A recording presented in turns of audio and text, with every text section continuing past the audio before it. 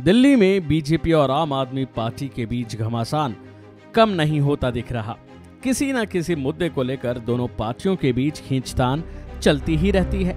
अब जासूसी के मामले में दिल्ली के एलजी विनय सक्सेना ने सीबीआई को उप मुख्यमंत्री मनीष सिसोदिया के खिलाफ भ्रष्टाचार निवारण अधिनियम के तहत केस दर्ज करने की अनुमति दी है। जानकारी के मुताबिक दिल्ली की आम आदमी पार्टी सरकार पर बीजेपी की जासूसी करने का आरोप लगा है। इस मामले में दिल्ली के एलजी विनय सक्सेना ने सीबीआई को दिल्ली के डिप्टी सीएम मनीष सिसोदिया के खिलाफ भ्रष्टाचार निवारण अधिनियम के तहत केस दर्ज करने की अनुमति दे दी है। सिसोदिया के साथ 6 अन्य लोगों के खिलाफ भी केस दर्ज होगा, जिसमें एक आईएएस अधिकारी भी शामिल है।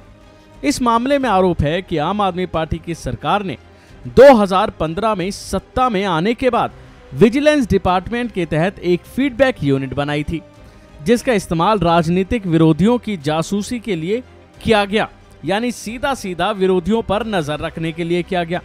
एलजी दफ्तर के अधिकारियों की माने तो सीबीआई की शुरुआती जांच में यह सामने आया है कि फीडबैक यूनिट का इस्तेमाल नेताओं की जासूसी के लिए किया गया। अब इस मामले को लेकर दिल्ली बीजेपी में आज प्रदर्शन कर रही है। इसमें दिल्ली बीजेपी के कार्यक्रम अध्यक्ष वीरेंद्र सचदेवा और विधानसभा में नेता विपक्ष रामवीर सिंह विदुड़ी भी शामिल है। बीजेपी का आरोप है कि विजिलेंस डिपार्टमेंट के तहत इस यूनिट का गठन विरोधी पार्टी के नेताओं पर नजर रखने के लिए किया गया है। बीजेपी इसके खिलाफ अब आवाज मुखर कर रही है। इसको लेकर बीजेपी का कहना है कि फीडबैक यूनिट के गठन के वक्त 1 करोड़ रुपए दिए गए। इस फंड का नाम सीक्रेट सर्विस फंड रखा गया। एफबीयू का हेड भी पैरामिलिट्री फोर्स से रिटायर्ड अधिकारी को बनाया गया था, जिसके बाद बीजेपी अब मांग कर रही है कि इस पर जो खर्चा किया गया उसकी रिकवरी भी मनीष सिसोदिया से ही की जाए। सूत्रों के अनुसार एलजी ने सवाल उठाए हैं कि 29 सितंबर 2015 को फीडबैक यूनिट बनाने का प्रस्ताव कैबिनेट में रखा गया। खुद सीएम ने यह प्रस्ताव रखा, लेकिन इसके साथ कोई कैबिनेट नोट नहीं दिया गया। लगता यही है कि इसे एक प्राइवेट गुप्तचर संस्था की तरह बनाया गया और फिर ऐसा काम किया गया। इतना ही नहीं, बताया यह भी गया कि फरवरी 2016 में एफबीयू ने काम करना शुरू किया। उस वक्त इसमें 17 लोग काम करते थे। ये सभी अनुबंधित कर्मचारी थे। ये सभी पैरामिलिट्री फोर्स और आईबी जैसी एजेंसी से रिटायर्ड थे। मात्र 7 महीने ही ये एफबीयू काम कर सकी।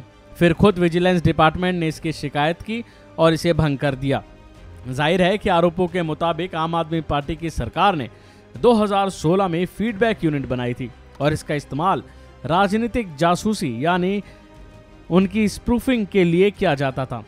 सीबीआई के अधिकारियों के मुताबिक फीडबैक यूनिट के लिए 1 करोड़ रुपए का सीक्रेट फंड भी आवंटित किया गया था। हाल ही के दिनों में आम आदमी पार्टी के नेताओं और दिल्ली के राज्यपाल के बीच टकराव की स्थिति देखने को मिली थी। बहरहाल अब देखना है कि आखिर इस मामले में और कौन कौन सी बड़ी अपडेट सामने आती हैं। अभी के लिए फिलहाल इतना ही। खबरों में बने रहने के लिए देखते रहिए वन इंडिया हिंदी।